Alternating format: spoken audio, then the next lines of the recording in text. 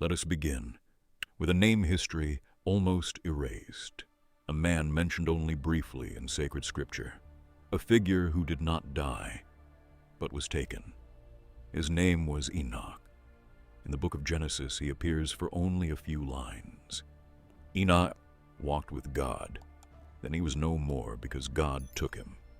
And that is all. No explanation, no farewell, no detail. But elsewhere, in a text, later removed from the biblical canon, his story becomes far stranger. A text known as the Book of Enoch. In 1947, near the caves of Qumran by the Dead Sea, a young shepherd threw a stone into a dark opening in the rock. He heard pottery shatter. Inside those caves were ancient scrolls, hundreds of them. Among biblical manuscripts and forgotten writings were fragments of a text long rejected. The Book of Enoch, a book once known, then excluded, then nearly lost. According to tradition, Enoch was the great-grandfather of Noah. He lived 365 years, and unlike the others in his lineage, he did not die. He was taken. Some traditions associate him with Idris in Islamic thought, though this connection is interpretative, not historically certain. But the Book of Enoch expands his story far beyond a single verse. It describes a man who walked among angels, a man who witnessed heavenly realms, a man shown secrets hidden from humanity. The most controversial part of the text speaks of beings called the Watchers, angels sent to observe mankind. But according to the narrative, they rebelled. They descended to earth. They took human wives, and from these unions came beings known as the Nephilim. The text calls them giants. In ancient literature, the word giant often symbolized power or dominance, not necessarily towering monsters as modern imagination suggests. But what makes this account unsettling is not their size. It is what the Watchers taught. They revealed forbidden knowledge, metalworking, weapon crafting, astronomy, cosmic calculations, secrets of the heavens, knowledge humanity was not meant to receive. And for this, judgment followed.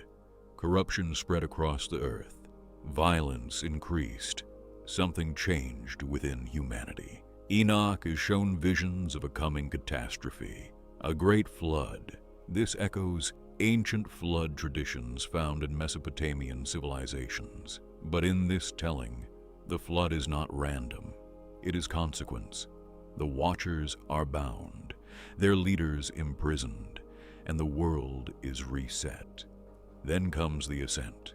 Enoch is taken through layers of the heavens. He sees blazing walls of fire, crystal-like structures, brilliant stars arranged with precise order. To modern ears, such descriptions can sound almost technological, but ancient mystical experiences were expressed in symbols: fire, light, thrones, celestial architecture. Enoch does not simply visit heaven, he is transformed. In later mystical traditions, he is even said to become the angel Metatron, though that belief emerged centuries after the original text. The Book of Enoch was known to early Jewish communities. It is even quoted in the New Testament, yet it was later excluded from the official canon. Why?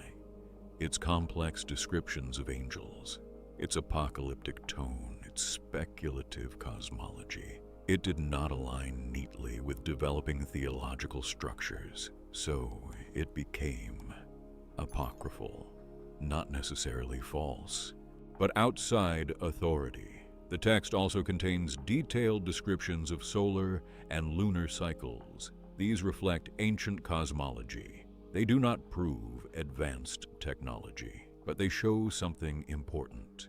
Ancient civilizations looked to the sky with intensity. In modern times, some have connected the Watchers with figures from Sumerian mythology, suggesting ancient extraterrestrial contact.